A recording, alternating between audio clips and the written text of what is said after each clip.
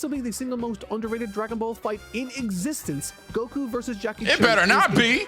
You better not be sleeping on this fight. If we're sleeping on this fight because we didn't watch original Dragon Ball, I can live with that. I already accepted that y'all don't do that. But if y'all seen this fight and are sleeping on it, you. Ladies and gentlemen, a lot of the time when we watch Dragon Ball, we watch it for one thing only. Can he beat Goku? No, but deadass, we watch Dragon Ball for the fights, and it's okay to admit that. But today, my guy, Totally Not Mark, thinks that he has the correct list. You already know I've done a ton of my list on the channels, but I actually fucks with Mark's. I'm excited to see what he has to say. If you guys want to see more content of me just reacting to what other creators do, let me know. I'm not trying to give the reaction sauce to more fan bases on this channel, but I ain't gonna lie, it's always fun to have the creator network be a thing. I'm always advocate for that. I misunderstood the video for like 90% of the video. Hey guys, at some point I understand the video, but for a while I make the comment like I thought he would do this, I thought he would do that, because when I read ranking every fight in Dragon Ball, I thought it was ranking every fight in the franchise, not the original series of Dragon Ball. Maybe I'll personally rank the franchise one day. Like, subscribe for more content. Let's get right to it. They said it couldn't be done. They said that no one would ever be dumb enough to siphon through every single fight in this series to create the ultimate Dragon Ball fight tier list. Well, whoever said that never met me. So what are the rules?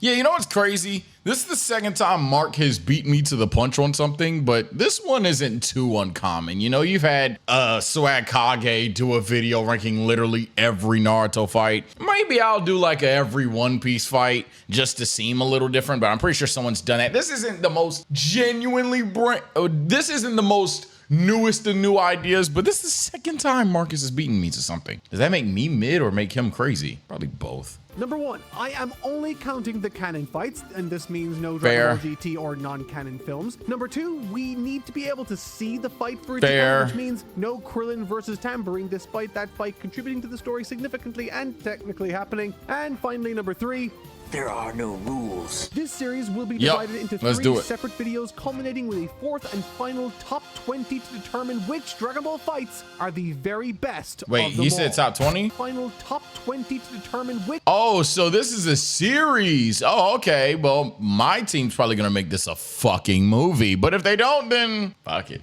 Dragon Ball fights are the very best of them all. Let's do it. Despite Dragon Ball starting out as an adventure comedy series, the original search for the Dragon Balls had quite a few fights to its name. Yes. Too bad most of them aren't actually going to rank well at all. Goku versus a big fish, a literal pterodactyl. Yeah, I'm not gonna lie. I'm just gonna say it now. Top tier original Dragon Ball fights do age well. Majority of original Dragon Ball fights. And before that pisses you niggas off, I'm not saying that from a interest standpoint. I think you can easily argue original Dragon Ball is better than Dragon Ball Z. Easy, done. But I'm talking about from like ranking fights perspective. Again, the top tiers are the top tiers in original Dragon Ball. But like the entire body of work, for the most part, Dragon Ball is about adventure. It's about humor. It's about character moments, a little bit even more than Z you could debate. I might not do that, but you can debate it at least. The point is, original Dragon Ball's beauty, while it has choreography and animation that I do deeply miss sometimes, it's not the head honcho of Dragon Ball, the franchise fights. I think that's a very fair thing to say, but let's see.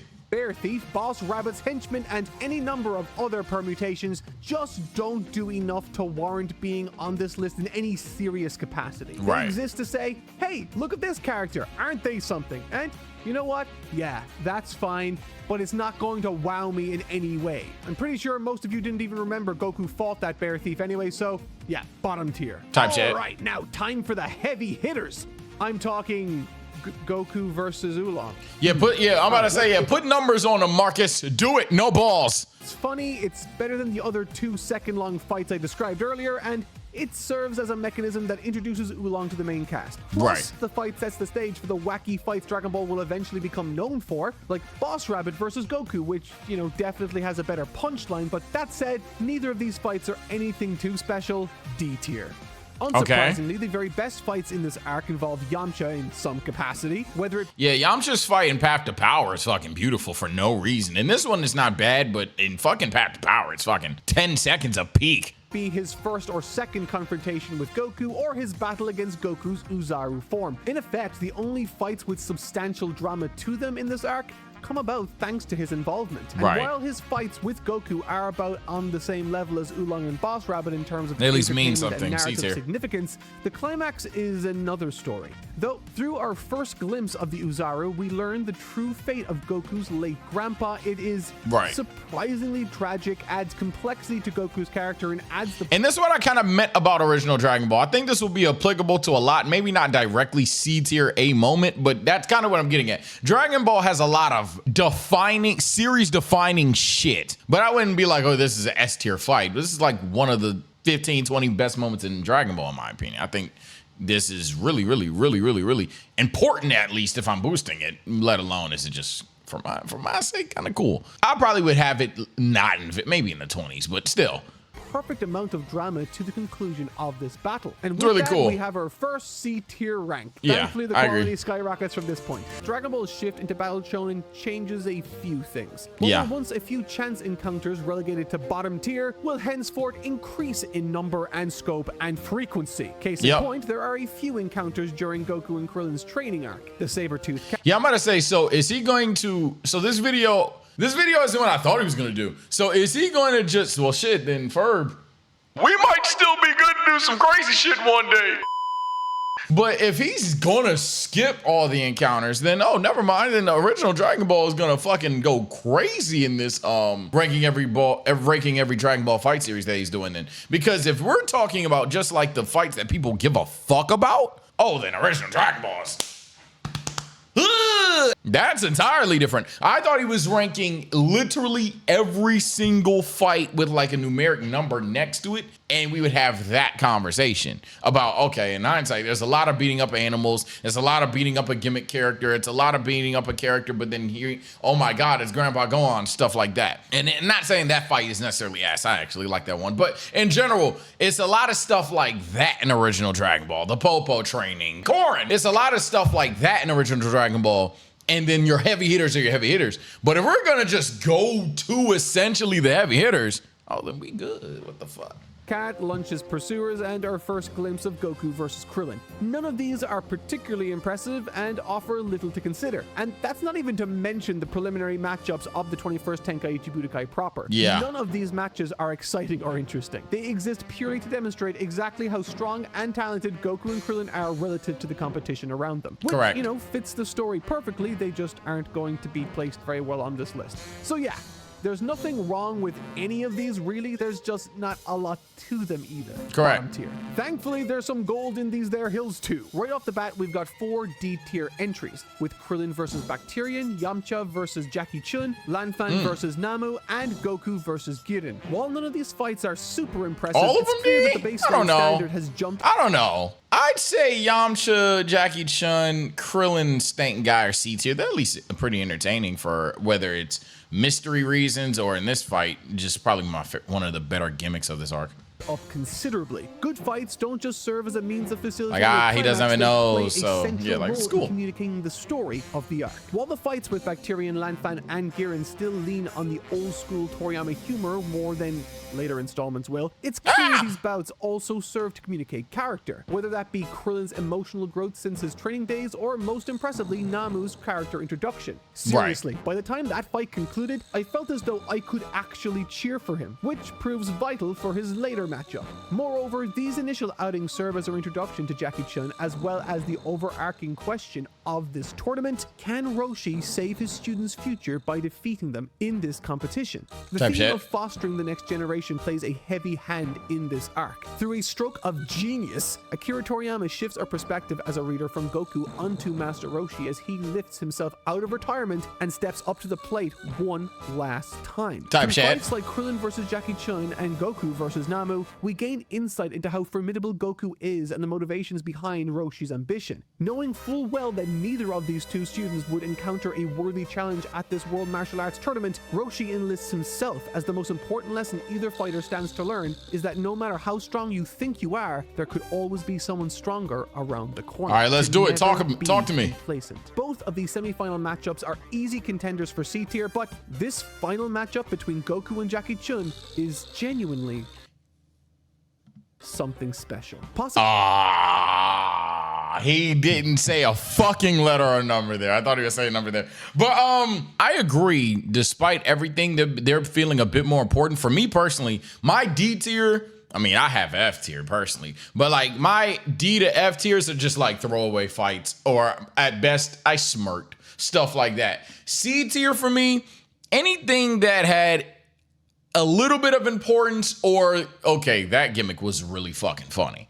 Stuff like that. So like the biggest polar bear in Texas for that is me personally. I thought sending the rabbit to the moon was hilarious. But if like you don't want to do stuff like that, then that would be like D and F tier kind of stuff. C tier, this is where we got the somewhat plot importance, but it's not that good of a fight, stuff like that. I'm not mad at anything he's done this far, to be honest with you, because this is what I was alluding to earlier. Possibly the single most underrated Dragon Ball fight in existence, Goku versus Jackie Chun. It better not be.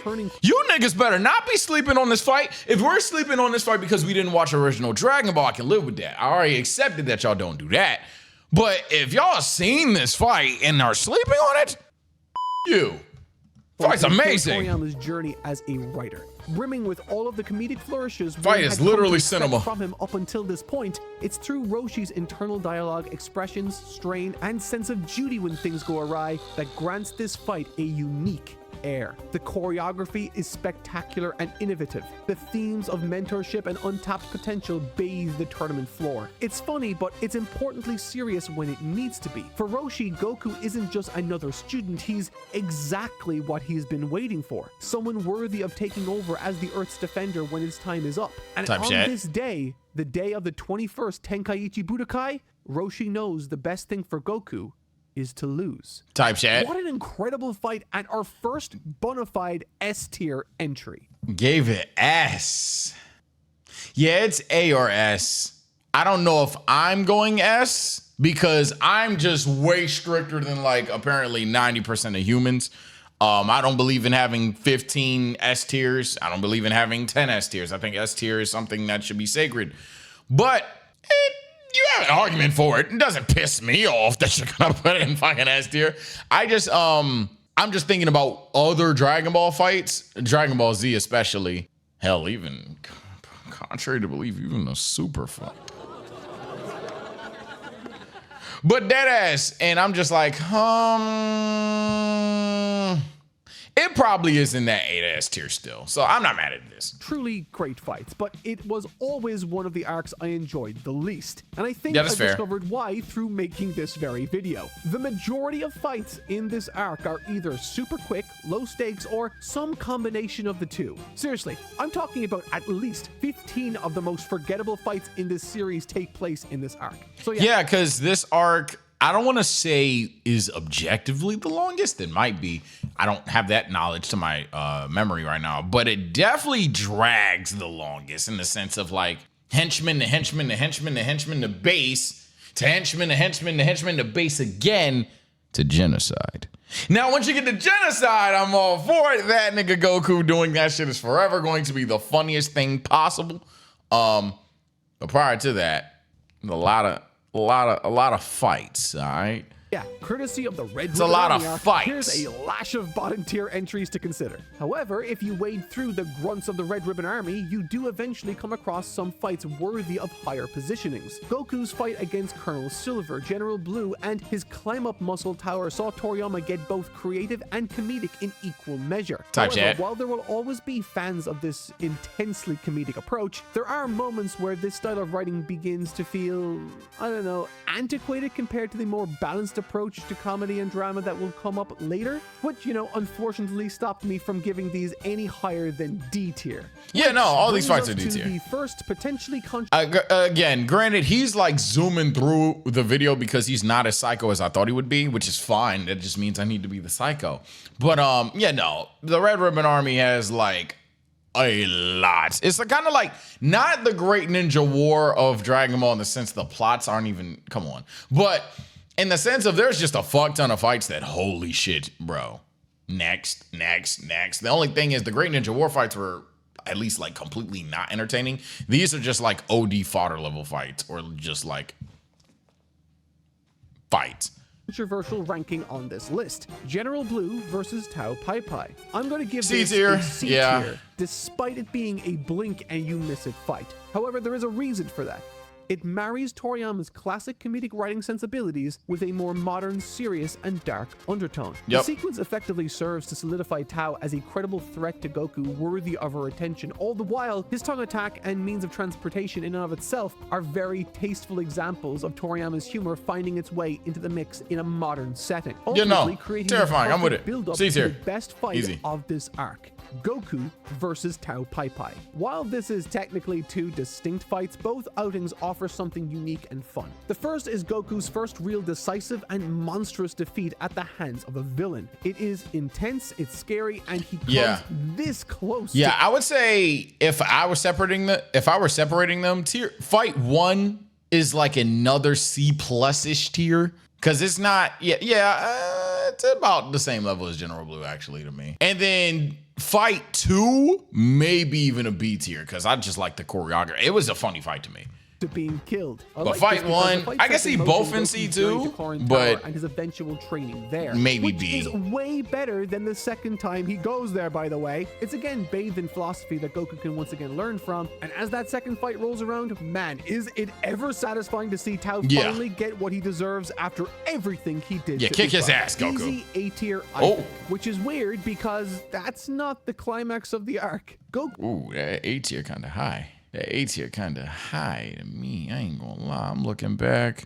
I don't know about A. I give it a B though. Goku versus the I give it a B though. Base and General Black is. It's super action-packed and cathartic getting to see Goku cinema S. Peak of peaks with his bare hands. Peak of peaks. Outside of a bit of friendly fire by General Black, there's not a lot to this. No. It's significant in the story, sure, but after seeing how far the drama in this series can be pushed, I couldn't help but feel like this was a formality more than a satisfying payoff. No, fuck you. It was hilarious. This is S of S tiers. Goku doing this shit was not only funny, it was also like, yo, bro, please. They don't need, like, yo, Goku, chill. And he's not chilling. He doesn't even know how wrong this is. Not that it's wrong, you know, they're an mass evil organization that probably deserved this. But, like, in a sense of he wouldn't do this as an adult. He would just be like, yo, get out of here, man. Like, if Goku knew he couldn't do this, he wouldn't do it. He would just, yo, get the fuck out of here, man. Subdue him, a couple of knockouts, not literal, you know, Ooville. Tier overall could have been better. Baba's tournament is weird. Not because it's a bad chunk of story, but bunch of because gimmicks. It's difficult to know where to categorize it. With the Red Ribbon Army effectively erased from the Earth thanks to Goku, placing this as part of the Red Ribbon Army arc seems wrong. However, the emotional through line of the story with Upa is still very much a holdover from the Red Ribbon Army arc proper, so it's sort of a weird... Don't you miss when Dragon Ball threaded everything together in the goddamn story and it didn't feel like if you just watched the story on shuffle and changed power levels and or transformation, it made sense? Like, I miss the days when like Krillin got his ass beat, Piccolo died, Yamcha died, Tien died, Chaozu died, and Vegeta got his ass beat. So as a result, that's why Vegeta's on Namek, Krillin remembers to go to Namek, and all the other survivors go to Namek. And then after that, due to what Goku did all the way back in the Red Ribbon Army, let alone his display of Super Saiyan on Earth, that leads to Cell and shit. Sorry, it's just that just annoys me, bro. It just annoys me that it's Super, you can literally shuffle Super. That just really pisses me off. Like in hindsight, you could watch Dragon Ball Super, shuffle the antagonist, not even necessarily shuffle the antagonist of who they are, but shuffle the antagonist power level and transformation hair dye color, and it fucking works because none of the things necessarily flow together. Battle of the Gods, Revival F. I mean, those are literally 2 different fucking movies. Universe 6 tournament, that's just after they meet Beerus. So I suppose you do need Battle of Gods bare minimum before the Universe 6 tournament. I don't know. It just feels like given a couple of niche facts, you just change that shit. But like the Cell Saga had to happen. Well, in Cell Saga you can argue a little bit, but definitely the Namek Saga, definitely the Saiyan Saga, definitely the Red Ribbon Army arc to this, definitely the Budokai Tenkaichi arc. It's just that was a random yap of the day. God damn it. In-between case, which I guess is fitting given it's Baba we're talking about here. It's kind of her whole bag. While I think back on this section of the story fondly, I can't say the fights are all that memorable outside of 1 or 2 outliers. Krillin versus Dracula, Upa and Poir versus Dracula, Yamcha versus Mummy, Goku versus Mummy. Was that the fucking hand from Smash? That hit me a little late. Solid E-tier entries for me. Oh, damn. Virtually nothing about them, and upon revisiting, I found myself waiting for the more creative and emotional fights to come. Not great. Damn, E-tier. I didn't even know he had an E-tier. You don't think any of the fights earlier were E-tier then? Man stands out. I don't think these are the worst. Meta solution to a they might be, problem. Actually. It also gets bonus points for it not involving Goku. And while I do think that the gag itself is weird and exceptionally creepy, I do think the solution Yamcha jumps to is creative and totally outside of most readers' purview. Probably because most of us are well adjusted. Hey man, look, when it comes to Roshi, the old perv jokes in 2025, me personally, I don't take them as seriously as like a lot of people do because for me, it's a cartoon. And not only is it a cartoon, it's an older cartoon. So that's what those people wrote down. And I'm not saying you have to like it. You don't. But I gotta tell the truth. Yeah, I'm not gonna do this shit and die. Like, what the fuck? I'm a die because like what the fuck? I'm a die lying. I'm gonna tell my truth, man.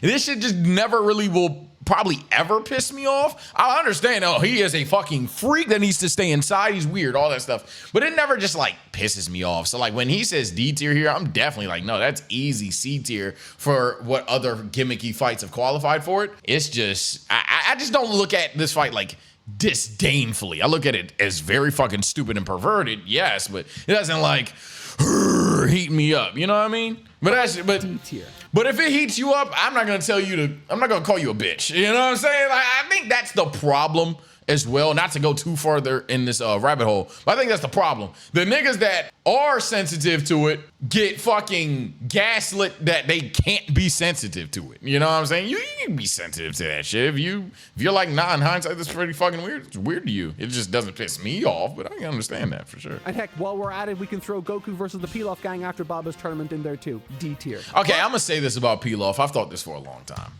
Not gonna lie, not exactly as fun as I remember them being. I'm not gonna lie. I don't know what it is. Maybe I've gone too hype beast. I don't think that's the reason. But I'm sure that's what people are gonna say. But I don't know. Pilaf and them just don't hit no more like that. Not that it never, ever just didn't. It definitely was a point in time where I fucked with them. But now, Pilaf and them. You know what I'm saying? But by far, the best fight of this tournament, not even close, A tier. Moments in Goku's entire story has to be his fight with the unknown. Pure emotion alone gets it to A tier, bro. Now, if you want to say, but how does it look, Sage? Fine, we can talk about B or even C, but emotions carry like fuck this A tier. Masked fighter, his grandpa, Gohan. Upon revisiting this fight for the video, I was surprised not just how well the emotional moment at the end was handled, but additionally by how complete a fight it actually ended up feeling. Yeah, it was a good fight too. Solid story structure. Like no emotion, it might be B. In terms of moves and character motivations. Within this fight, Goku demonstrates or limited emotion. Just no how far emotions, he's come. definitely All the way. It's a great fight, one of Goku's few truly emotional moments in the entire series, and arguably the most memorable in the early going of the story. A solid B tier entry. I respect B tier. I'm not mad at that. Like I said, if you want to not harp on emotion too much, it's definitely B to C, and I'm assuming that's what he's doing. He's trying to be somewhat objective about how the fight is, and the fight is still good, but yeah, it's nothing like all-timey. So yeah, I'm fine with that. That's fine. B tier is probably even more accurate than me saying A. 22nd Tenkaichi Budokai is sort of the forgotten middle child. Fucking love this fight. Don't you disrespect it. And while it doesn't achieve the highs of either the 21st or 23rd, it does offer the story its first substantial progression for the likes of I've had that take for years. That it's 21st and 23rd, 22. And everybody acts like I said something fucking crazy every time. I'm not saying majority, I'm not even arguing that majority don't even agree with that. But like, there's a good amount of people that act like I just fucking lost my mind. And I'm like, we're watching the same fucking story?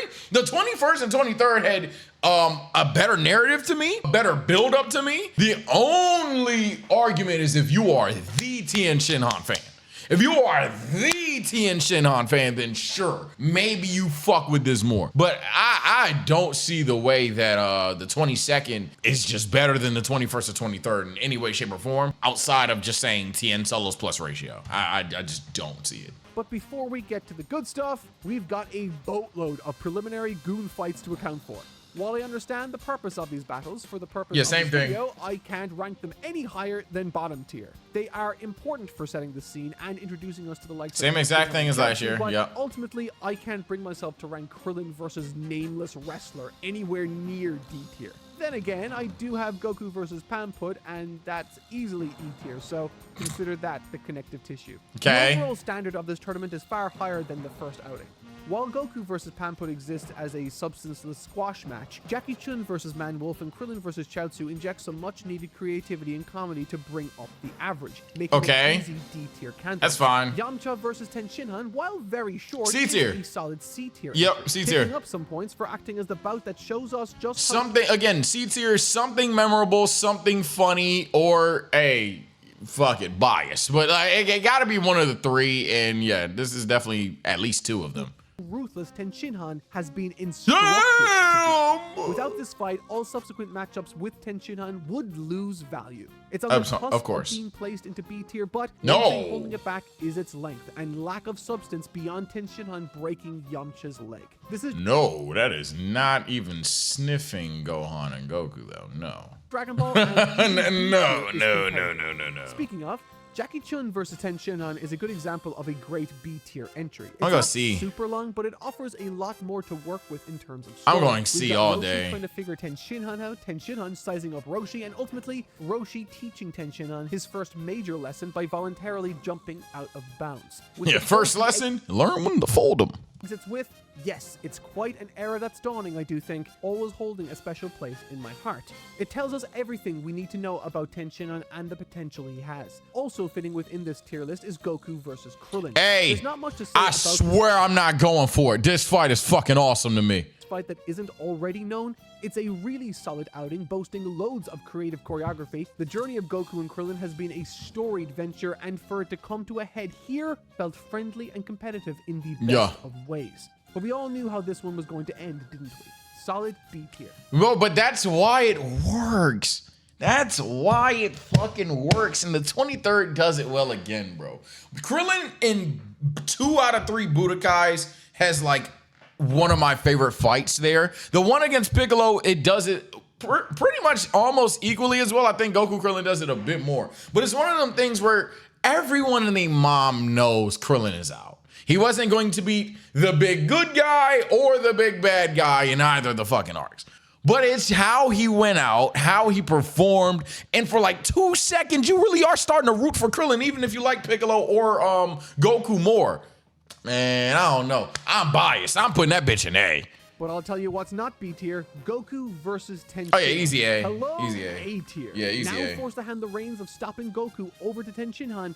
Roshi, I think it's a low A, high A thing, but yeah, easy A. As Earth's defenders, do fantastic the fight. right to call themselves the strongest. Fantastic fight. While we have the story of Goku that we're all familiar with, Ten Shinhan and his growing distaste for the Crane School offers this battle a much-needed air of emotional complexity and tension. Plus, the battle is epic. With it being easily Goku's biggest battle in terms of creativity and scope, Ten Shinhan facilitates. By the way, it's gonna be hard for me to be consistent here because I don't have like I thought he would do numericals, and now I swear I want to do that now. I just want to just say fuck it and lose my fucking sanity. But over time, I'm trying to be consistent with my stuff. But like, if this were my list, if I had all the fights on screen, I could see myself potentially saying, nah, this is B because this is A and this is S or whatever. But relative to what I'm being presented to so far, this is definitely A tier. it's a worthy opponent that brings Goku to the very brink. Seriously, the way. And even then, it probably is still A. It's a pretty fucking good fight, dog. A tier. What did that say? Let's get this out of the way first. The King Piccolo arc has a lot of fights that amount to a one-shot, aren't long enough to consider, or simply don't matter a whole lot. For yeah, that kinda. reason, I am awarding all of these fights the rank of bottom tier. They aren't bad, I just don't care about them, and you know, let's be honest, neither do you. Yeah. Coming in at D tier is Roshi versus King Piccolo. I thought about not including this fight at all because, again, it's literally just one attack, but yeah, it's a failed the likes attempt. of General Blue versus Tao on this list, and Roshi's outing here, while brief, does offer something significantly. Yeah, I would say, I know this would kind of qualify as C tier, but I don't know. Something about it is lacking just a bit for me. I would honestly go D tier. I know that's weird and very inconsistent, but yeah, I agree with the D tier here. Is the moment the current guardian of the Earth failed. Following Goku running off and going rogue, Roshi feels like he needs to sacrifice his life, keep Tenshinhan safe, and carry the weight of the world on his shoulders. As a piece of dramatic writing, it's brilliant, and that is why I'm ultimately placing it in D tier. It's super short and doesn't have a lot of complexity to it, but at the end of the day, Battle Shonen tell their story through action, and this did that exceptionally well. I might throw Tenshinhan versus Drum into the mix here too, as it's another tension-building moment for Goku to enjoy. Now, I sense that I might get hate comments for this next one, but if we take into consideration a fight's potential, the purpose it serves, and how well it was executed upon, I think Tambourine versus Goku is better than Goku versus King Piccolo round 1. Don't shoot me. The Tambourine... Probably not. Round 1? Niggas bitching about King Piccolo round 1? I hope not. I hope not. Round 1? The one where he just shoots the Dragon Ball but didn't really kill him, but should have killed him, but didn't kill him because the Dragon Ball, you know, what? Hey, Mark, you get bullied for round 1. That's kind of tough, gang. Tambourine fight is filled with raw emotion that... Yeah, he hates Tambourine. I honestly care about Goku beating Tambourine more than I cared about him beating Piccolo. Because he saw that shit. He heard about it, got dubbed by him, and yeah, he need that. He need that. I cared about Goku beating up Tambourine, you know, the guy that killed your friend, way more than I cared about Piccolo. The only reason I care about Piccolo is because Tambourine is Piccolo's henchman. He's the greater evil, all the other stuff. But like, in this moment, nigga, get the leg back, my glorious king. Acts as Goku's lesson for the arc to overcome. Think before you act. Yeah. Plus, it's a thunderously well-executed moment with the likes of Krillin being taken out by this nameless mystery assassin. Also, once he does beat him, it's super satisfying. There's not a single misstep in my book with Tambourine, making this a solid C tier. Yeah, it's nothing fantastic. Yeah, I'm not gonna lie, it's nothing fantastic. It's C tier, I agree. Maybe B tier if you really stan Goku like me. But yeah, no, I'm not mad at this. But I definitely don't think Demon Piccolo, old man Piccolo shooting Goku a couple of times is fucking peak. Not at all. Same thing for Goku versus King Piccolo round 1. While there's nothing at all wrong with the majority of the battle itself, it's how it concludes that ruins the interaction somewhat and relegates it to D tier. The contrivance of Goku's heart stopping at the exact right moment and then restarting once Piccolo is gone is nothing short of insulting. As a piece of storytelling, the fight is the consequence of Goku's rash actions and holds a ton of significance within the arc because of that. And it is such a shame it doesn't execute on this idea better during its conclusion. Thankfully, their final encounter in the arc's climax is far better. Goku versus King Piccolo round 2 is not... I think I got that wrong, low-key, now I think about it. I think I confused the moment with the Dragon Ball and the heart stopping. Goddamn, I need to rewatch Dragon Ball. Fuck. I'm doing this video in the morning, which I know for most people, that's like, what do you mean? That means you woke up, had breakfast? No. I usually stream at 12 a.m., nigga. I am not at the 100% right now. So if I've ever misspoke, hey gang, I'm on time, and that's fucking me up.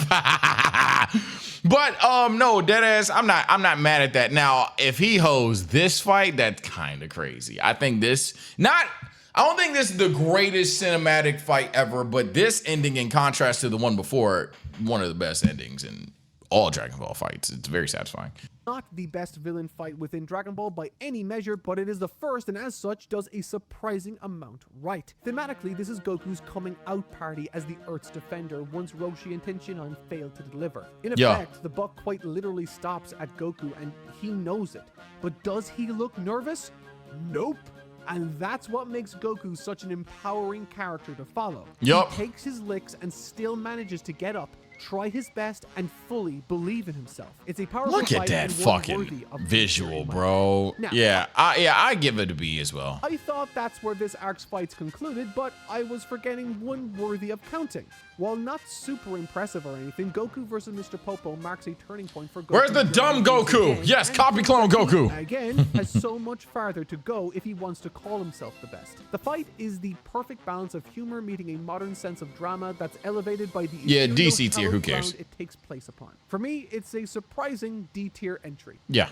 Now, this is where I think original Dragon Ball is going to be able to put up pretty solid numbers, a couple B tiers, a couple A tiers, and then everyone, hopefully everyone's opinion, a guaranteed S tier fight. All right, let's get the busy work out of the way. And my God, is there a surprising amount of fights that are going into bottom tier from my favorite arc of this first OG run. Let me see it. Versus King Choppa. Krillin versus Nameless Wrestler. Piccolo versus Kung Fu Fighter. Yamcha versus Nameless Wrestler number 2. It's crazy. Some of these fights last only a single panel of the manga. As they should. Exist. It's a necessary evil. The last arc and all, I'd have at least one fight to include from these prelim matchups to add on the tier list, but even the more significant ones like Shen versus Yajirobe or Chaozu versus Tao Pai Pai, there's either not much to them at all, or they happen off screen, but I suppose Chaozu losing should be D tier. Just saying. Suppose Yajirobe's fight is okay enough to be included in E tier. You know what? Yeah, that's fine. E tier for Yajirobe.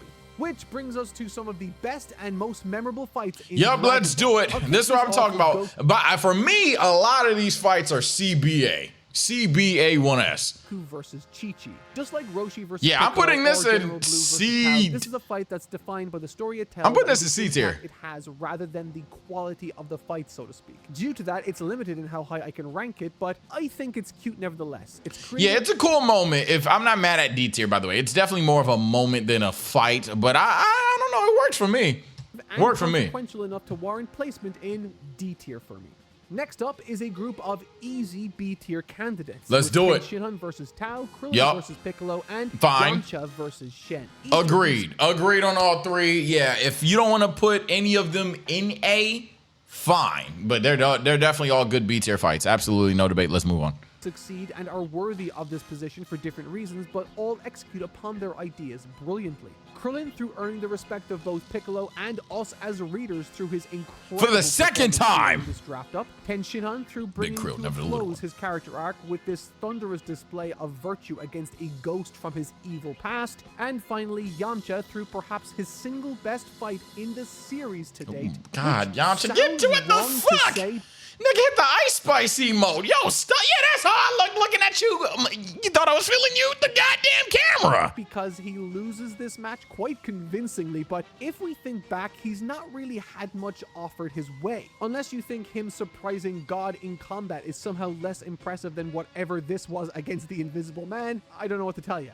Shen, while interesting on his own, was not the reason this fight worked as well as it did for me. It was all Yamcha. Seen as little more than a stepping stone for Shen towards Piccolo, to this day, I still think of Yamcha's surprise Spirit Ball attack landing as one of the coolest underdog moments in the entire series and supremely underrated. Heck, Shen's bout against Piccolo Jr., while interesting and very good, still didn't feel as that's low-key C if not D to me. Here to me, making this bout with Shen and Piccolo an easy C. Yeah, I'm gonna say low-key this fight doesn't work for me as much as like a lot of you guys probably. I would even go D tier. It's necessary, but it's not the coolest thing to me. It's fun and dramatic with plenty of underlying lore begging for exploration that won't be known for a while more, but it's just too simple to rank any higher. Right. Like literally, that's probably why I would have to probably, if I was live with a chat or whatever, I would begrudgingly put it at C.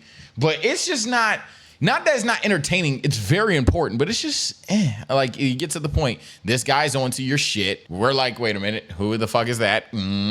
Question mark. And then most importantly, he tries to GG Piccolo, but you don't really think that would happen, considering just being an anime fan. It's pretty fucking early for the big bad guy to get packed up by a nigga not named Goku. So, another potential hot take that I have is that I think Goku versus Tenshinhan in the 23rd Tenkaichi Budokai is much better than the final of the 22nd Tenkaichi. So this is my A-tier fight. I'm not gonna lie. This was my A-tier fight. I think Goku versus Tien has somehow become one of the more memorable fights in Dragon Ball history, despite being, like, in terms of importance, a C-tier fight even. It's just really good at what it's supposed to do. It somehow still has somewhat vibe of back and forthness. You know Goku's gonna win, but Tien looks good on the way out. Goku just looks like peak Glorious King Goku in personality, power, determination, all that stuff. I fucking love this fight. I was gonna be fucking biased and put it in A tier, so hearing him one up me is kind of crazy. Do I think it's better than their initial boxing match? I'll say the first one is definitely more emotional, and the second one might be more enjoyable. That's the best I could go, but I think I'd probably say gun to my head, give me the tot version. But this is, comment below. I didn't even think about comparing them two. Budokai. Honestly, I'd almost put it in S tier. I think it's that good. It's really good. It will have to remain on A tier. What can I say about it? It's an improvement on the prior matchup in terms of choreography. Plus, the fact that it's a rematch offers the clash a unique brand of interest. How much better has Tenshinhan become? What about Goku? The fight also acts as the first instance of Goku using weighted clothing and is brimming with some genuinely creative solutions to combat problems that I found impressive reading through the first time. Right. It's one thing to say Goku is a martial arts genius, but it's another to clearly show that, and this fight did that, in my opinion, brilliantly. Correct. However, while Goku versus Tenshinhan came up short in S tier, this next fight I think is virtually perfect. Yeah, no, anybody that doesn't have this, nice ending to the video. Anybody that doesn't have this at S tier, you're doing a lot. This is easy. Finals of the 23rd This is so free, it's not even funny. Goku versus Piccolo Jr. I have gushed about how much I adore this fight at length already, so I'll keep this straightforward. Number one, the combat. It is revolutionary. Yeah, it's even the best. From start, even if you took emotion out, it's the best hand-to-hand combat fight in this in original Dragon Ball, except maybe Roshi and Goku. Maybe that one from a pure eye candy perspective. I would still say it's this one, but from an eye candy perspective, this is not rivaled in my personal opinion. Importance, I guess technically the most important one is, hey, the world's about to be taken over by Demon King Piccolo, but I mean, this guy's gonna do the same shit. So I guess you could argue it's the most important one. I do think it's the most emotional one, outside of like Goku getting his lick back on Tamarain, but that emotional fight, you knew there was another final boss, so it didn't really hit. But basically, this fight checks off all of the fucking boxes. As Mark said, it's arguably perfect, and I just don't see how somebody wouldn't even fathom this. It's free. So free. There are no dull moments. Number two, thematically, this is Goku's coming out party as the Earth's defender in a serious full-time capacity. But additionally, it reinforces that you said that earlier. Stops thinking about anything as a teachable moment or opportunity to learn. Even when downed and with no hope of survival, he not only manages to win, yes, but does so while making sure to adhere to the rules of the tournament itself. Yes. It is mind-boggling. And number it's three, gangsta. Characterization. This fight shows you who Goku is and what he is all about. Cook! Better than any other, while also offering Piccolo the chance to strut his stuff in one of the single best fights in the entire series. Absolutely. That moment where Goku charges at Piccolo to this day still gives me chills, and no other fight in this first half of the series even comes close to capturing its aura. He said, aura. Can you feel it in his aura? No, but jokes aside, yeah, no, I mean, he described it perfectly. I don't want to over-yap the video. It's already a longer video. In terms of Goku Piccolo, yeah, I just think it's such a fucking beautiful fight. The meteor combination is one of my favorite moves, to the point of it's one of my favorite moves to use in the goddamn games. Let alone the foot Kamehameha. The choreography is so underrated as well. That's another thing that it might genuinely be the best at. Easy ass, I don't need to keep yapping. Let's close the video out. This fight defines and lives Oh, that's what I meant to say. This is also where, unironically, a lot of people say that Saiyan to Cell is peak Dragon Ball. I always tell people, hey, if we want to take it there, move your list one side to the left. I've always had to take that Dragon Ball Prime Peak Glorious King Dragon Ball is from the 23rd Budokai to Namek. I've always said that, and this fight is my exhibit A of exhibit A's in terms of why we start here, because I don't think anyone will argue why I think the fucking Namek and Saiyan are there. S tier. To be continued. In a few days, I'm going to be releasing my tier list for Dragon Ball Z and Super, so make sure to subscribe. This has been ranking every fight in OG Dragon Ball. Again, my consensus of original Dragon Ball is it wasn't just about the fights. It was about characterization, emotion, and honestly, the story. Not that there isn't head honchos in it. We have 2 S tier fights in it. Both I agreed with. We have a couple of A tiers as well. I just think a good amount of them, he skimmed over them, but if you guys could numerically see them, you would realize what I'm talking about in the sense of original got a lot of fights that are just one taps, one hitter quitters, and or gimmick fights. And that doesn't ruin the series for me, but in terms of ranking fights, it's not a Z, it's not even a Super if we're being honest, but still original Dragon Ball, man. It's good to get original Dragon Ball on the page. Anyway, take care, stay blessed, subscribe for more content. See you next time.